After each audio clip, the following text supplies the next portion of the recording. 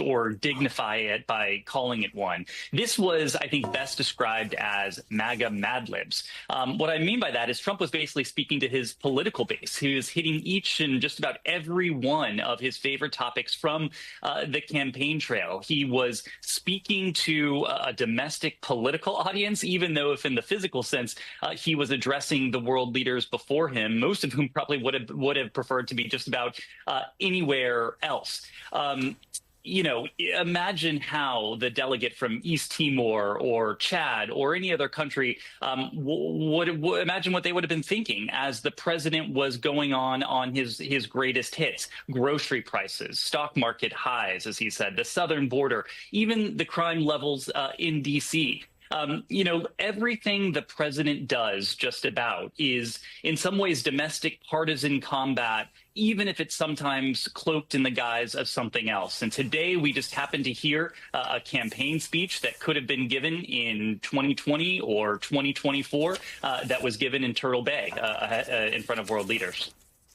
Yeah, I think questioning why the UN even exists, Vaughn, brought on some targeted words for particular countries as well on the issue of immigration, which is one of his favorite topics. Tell us more about that part. Right, Chris, and this comes at a time in which, of course, the U.S. under the Trump administration has shuttered USAID, cut humanitarian and international aid, and has cut funding by more than $500 million to the United Nations. And the president, well, he touted domestically the immigration crackdown underway inside of the U.S.'s mainland borders.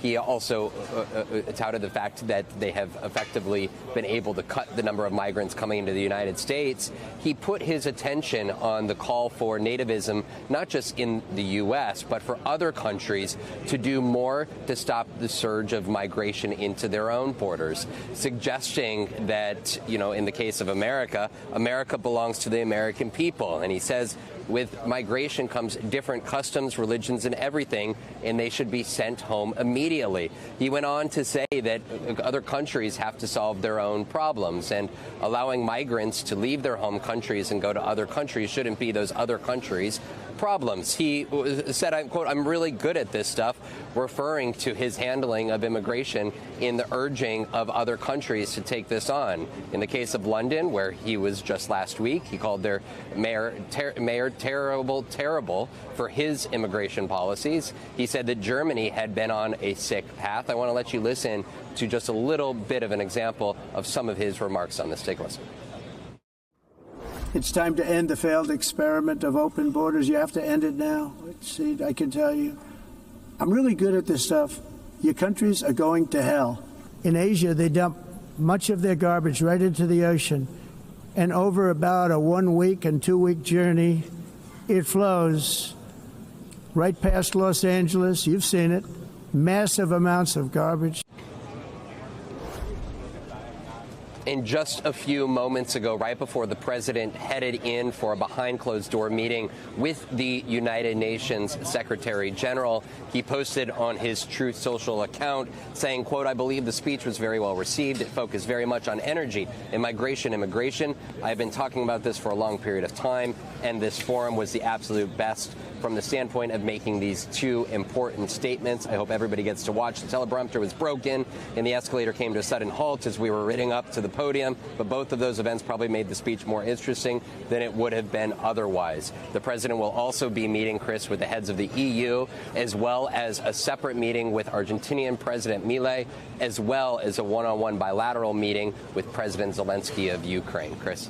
I think he might have just dissed his speechwriters, but that's probably the least of it.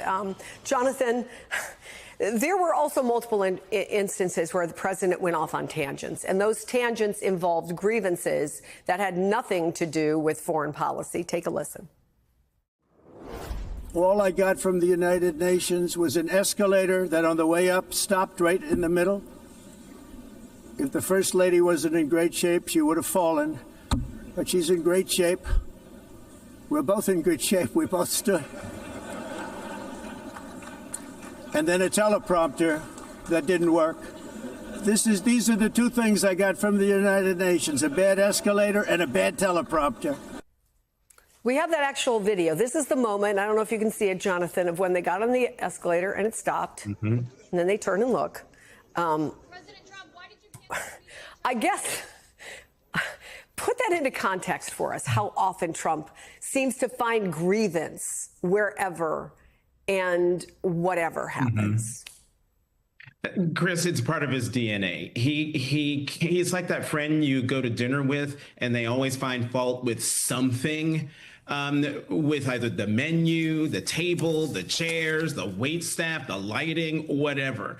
What's so embarrassing about the president's speech before the UN today is that that was the place where presidents of the United States in either party would use that platform as a way of setting the table, setting the agenda for the globe.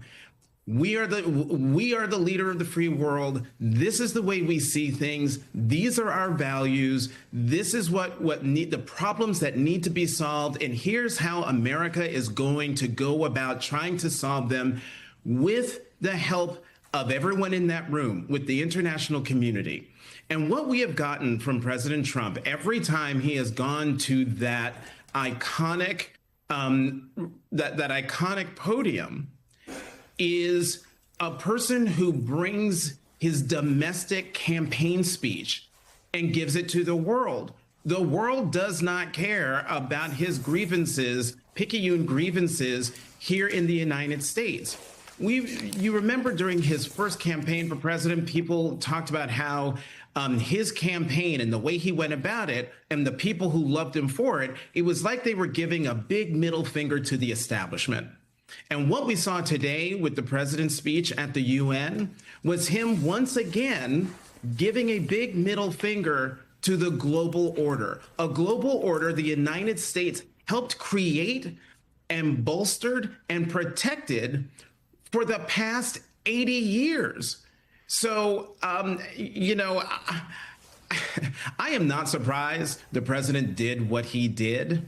What I am surprised by is that the nations, the leaders of the world still show up to listen to what he has to say. And I wonder now if they show up because it's the sort of the global equivalent of going to a stand-up comedy show.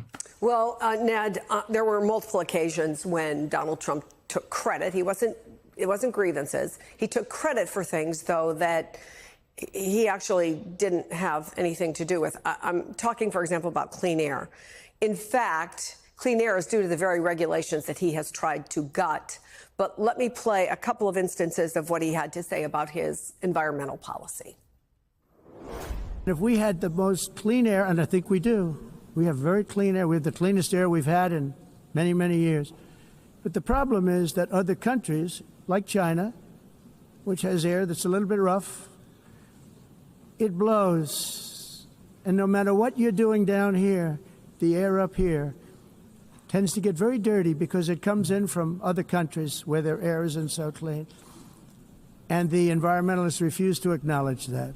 It's the greatest con job ever perpetrated on the world, in my opinion. Climate change, no matter what happens, you're involved in that. No more global warming, no more global cooling. All of these predictions made by the United Nations and many others, often for bad reasons, were wrong. Global warming, he said, Ned, was the greatest con job ever by stupid people. It's Climate Week. There are a lot of people gathered in New York City as well to talk about these issues. How do you think this is being received? Does it roll off their shoulders? They've heard this before from Donald Trump. Or does it set about a series of meetings? Like, what do you do to move this forward when clearly the United States is not part of this equation? Yeah, Chris, listening to those excerpts, there was some real poetry in that speech. I'm not sure it was intentional by any means. Look, I think this is far different from what world leaders, even in that very chamber, heard and saw from Donald Trump during his first term in office.